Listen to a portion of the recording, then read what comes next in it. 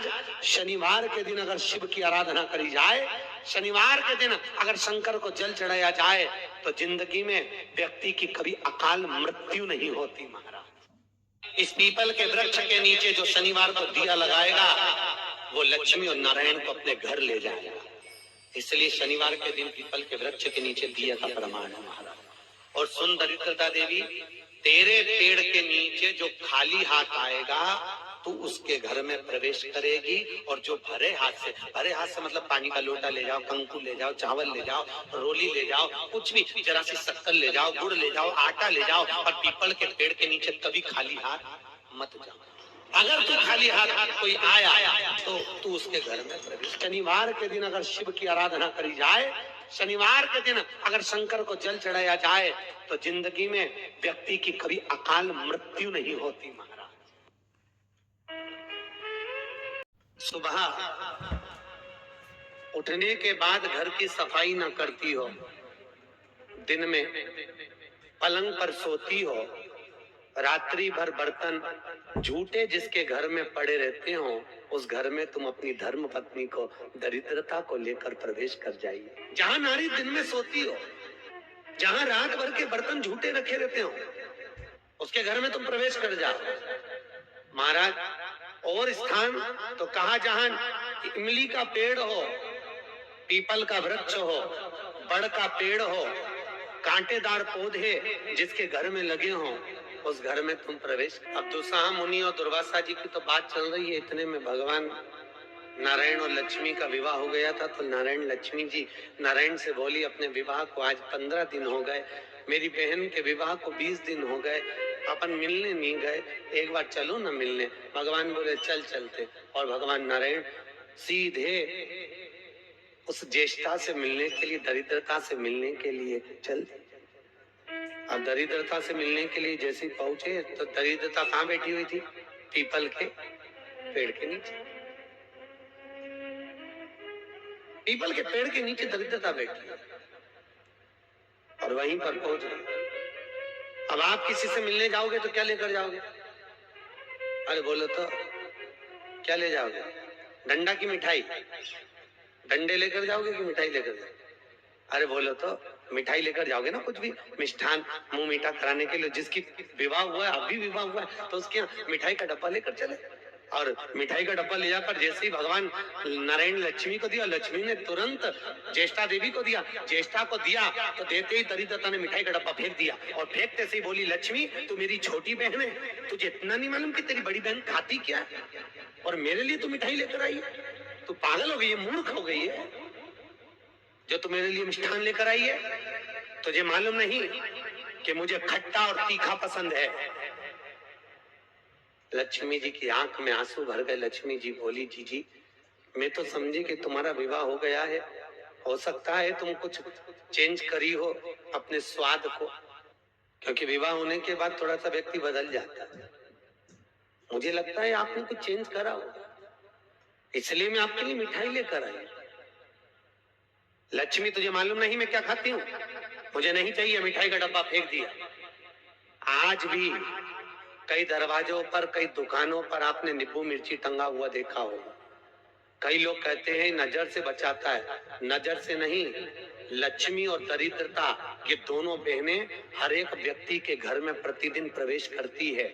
पर लक्ष्मी के लिए मिठाई फ्रिज में रखी होती है, इसलिए लक्ष्मी सीधे अंदर चली जाती है, और दरिद्रता के लिए नींबू मिर्ची दरवाजे पर टंगा रहता है, इसलिए वो दरवाजे से खाकर वापिस चली जाती है। दरवाजे से खाकर तुरंत वहीं से लौट जाती है। इस पीपल के वृक्ष के नीचे जो शनिवार को दिया लगाएगा वो लक्ष्मी और नारायण को अपने घर ले जाएगा। इसलिए शनिवार के दिन पीपल के वृक्ष के नीचे दिया का प्रमाण है। महाराज और सुन दरिद्रता देवी, तेरे पेड़ के नीचे जो खाली हाथ आएगा तू उसके घर में प्रवेश करेगी, और जो भरे हाथ से मतलब पानी का लोटा ले जाओ, कंकु ले जाओ, चावल ले जाओ, रोली ले जाओ, कुछ भी, जरा सी शक्कर ले जाओ, गुड़ ले जाओ, आटा ले जाओ, और पीपल के पेड़ के नीचे कभी खाली हाथ मत जाओ। अगर तू खाली हाथ कोई आया तो तू उसके घर में प्रवेश कर। महाराज भगवान विष्णु ने दरिद्रता देवी को देखकर कहा, अरे ओ दरिद्रता देवी, लक्ष्मी जी की बड़ी बहन ज्येष्ठा, आप पीपल के वृक्ष के नीचे बैठी हो, इस पीपल के पेड़ के नीचे हम लक्ष्मी जी के साथ शनिवार के दिन आपसे मिलने के लिए आए हैं। शनिवार के दिन जो पीपल के वृक्ष के नीचे दिया लगाएगा, उसके घर में कभी संपदा की कमी नहीं होगी। सारे दिन पीपल के वृक्ष के नीचे हमारा निवास होगा। इतने में दरिद्रता खड़ी होकर बोली, रे नारायण, तुमने अपने मन की बात कह दी कि 7 दिन तुम्हारे होंगे, ऐसा नहीं हो सकता, इसमें एक दिन मेरा हो। तो भगवान विष्णु ने कहा, कौन सा दिन? दरिद्रता कहती है, रविवार के दिन इस पीपल के पेड़ के नीचे मैं नृत्य करूंगी। और अगर पीपल के वृक्ष के नीचे रविवार के दिन जो परिक्रमा करेगा या पीपल के पेड़ के नीचे आएगा, उसके साथ में उसके घर में प्रवेश करूंगी। इसलिए हमारे हिंदू धर्म में रविवार के दिन पीपल के पेड़ के नीचे नहीं जाया जाता, पीपल की पूजन नहीं करी जाती, पीपल की परिक्रमा नहीं करी जाती। कौन से दिन? जम के बोलो जरा, रविवार। और जिसके यहाँ दीवार पे पीपल लग जाता है या कहीं पीपल का पेड़ लग गया अपने दीवार पर, घर में कहीं पर भी, तो पीपल निकालने का भी नियम है। अगर आप दीवार में से पीपल निकालोगे तो बार बार काटोगे, बार बार लग जाएगा, फिर काटोगे फिर लग जाएगा, फिर निकालोगे फिर लग जाएगा। दीवार में पीपल लगता ही रहता है। अगर दीवार के पीपल को निकालना है तो नींबू और मिर्ची, इन दोनों को 3 घंटे पहले पीपल के पेड़ के नीचे रख दीजिए और रखने के बाद में फिर पीपल को रविवार के दिन उखाड़कर कहीं दूसरी जगह लगा दीजिए। उसके बाद कभी दीवार में पीपल नहीं। वर्णन किया, आज फिर आपको ये शिवलिंग है, समझ लेना बहुत अच्छे से, जो आपको करना है रिद्धि सिद्धि पाने के लिए, संपदा को बढ़ाने के लिए। ये शिवलिंग है, ठीक है। ये गोल जलाधारी है, ये चरण से जल नीचे गिरता है। शंकर जी का पूरा परिवार शिवलिंग के आसपास में है। शंकर जी की 5 लड़कियां जो ऊपर से जल नीचे गिरा रही हैं, जया, विषहरा, शामरीबारी, द्रौपदी और देव। ये शंकर जी की 5 लड़कियां जिनका नाम लेकर सोने से रात्रि में नींद अच्छी आती है। एक एक बूंद जो ऊपर से गिरा रही हैं, ये शिव की 5 बेटी। जहां से जल नीचे गिरता है, शिवलिंग का जो जल नीचे जाता है, उसके राइट भाग में गणेश जी का स्थान, लेफ्ट भाग में कार्तिकेय का स्थान, बीच में शंकर जी की सबसे छोटी लड़की अशोक सुंदरी का स्थान। शिव महापुराण की कथा कहती है और गणेश चरित्र अपन श्रवण कर रहे हैं। और कल से चतुर्थी लग रही है। जिसके घर में संपदा की कमी पड़ती हो, बीमारियां ज्यादा फैल रही हो, बहुत कष्ट हो महाराज, बहुत ज्यादा दुखी हो महाराज, कोई काम नहीं बन रहा, बहुत तकलीफ में हो, तो शमी पत्र, शमी की पत्ती, जहां गणेश जी का स्थान है वहां पर 5 शमी पत्र 5 समर्पित करें और शंकर जी के ऊपर 3 शमी पत्र समर्पित करें। बहुत ध्यान देना, 5 शमी पत्र जहां गणेश जी का स्थान है शिवलिंग में, वहां समर्पित करें। 3 शमी पत्र शिवलिंग के ऊपर समर्पित करें।